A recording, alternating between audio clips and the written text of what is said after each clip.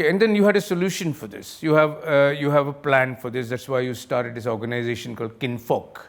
What the T-shirt you're wearing? Yeah. It's an app. Yeah. Tell us about this app. For Because sure. right now you're a full-time social activist. That's what you do, and that's your full-time profession, helping your community and the brown community.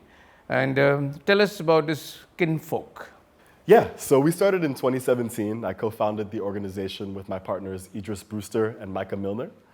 And originally we were just trying to advocate for the removal of racist statues.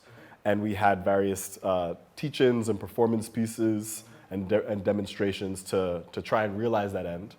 Once we learned about the political dynamics that were at play, where the statues were not going to be removed, we recognized that we can use augmented reality to put up our own monuments without permission.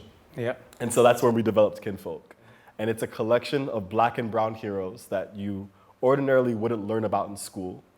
And our goal was to geolocate them. So if you're standing at Columbus Circle, the phone knows it, and you can see a monument of someone like Toussaint Louverture, the general of the Haitian army during the revolution.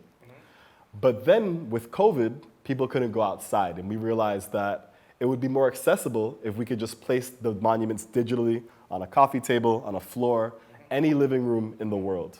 And so that's what we have.